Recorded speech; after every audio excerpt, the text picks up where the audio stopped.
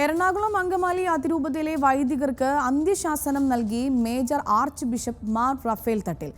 July 3-ന് ശേഷം അൾത്താരാഭിമുഖ കുർബാന അർപ്പിക്കുന്നവർ സഭയ്ക്ക് പുറത്തുനിന്ന് മേജർ ആർച്ച് ബിഷപ്പ് സർക്കുലർ പുറത്തിറക്കി. വിമത വിഭാഗം ബിഷപ്പ് ഹൗസിന് മുന്നിൽ സർക്കുലർ കത്തിച്ചു. സ്വതന്ത്ര മെത്രാപ്പൊലീത്തൻ സഭയായി മാറണമെന്നാണ് തീരുമാനമെന്ന് അൽമായ മുന്നേറ്റം.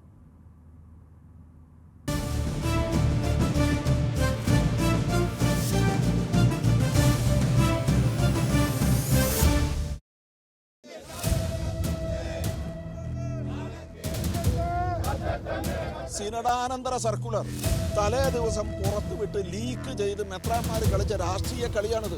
സീറോ മലബാർ സഭയിലെ വിമത വിഭാഗത്തെ ലക്ഷ്യം വെച്ചാണ് മേജർ ആർച്ച് ബിഷപ്പിന്റെ പുതിയ സർക്കുലർ. ജൂലൈ 3-ന് മുൻപ് ഏകീകൃത കുർബാനയിലേക്ക് മാറാത്തവർക്കെതിരെ കടുത്ത നടപടി സ്വീകരിക്കുമെന്നാണ് സർക്കുലറിൽ പറയുന്നത്. ഏകീകൃത കുർബാനയിലേക്ക് മാറാത്ത വൈദികർക്ക് കൂദാശ മുടക്കുവരെ പ്രഖ്യാപിച്ചിരിക്കുകയാണ്.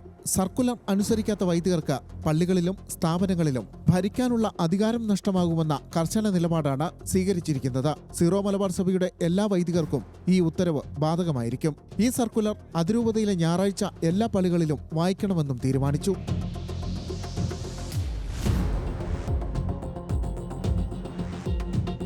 സർക്കുലർ പുറത്തിറങ്ങിയതോടെ വിമത വിഭാഗം വൈദികരും വിശ്വാസികളും പ്രതിഷേധ യോഗം ചേർന്നു. സർക്കുലറിൽ സഭാ നേതൃത്വം ഉറച്ചു നിന്നാൽ തങ്ങൾ സ്വതന്ത്ര മെത്രാപ്പൊലീത്തൻ സഭയായി മാറുമെന്ന തീരുമാനം എടുക്കേണ്ടി വരുമെന്ന് അൽമായ മുന്നേറ്റം അറിയിച്ചു.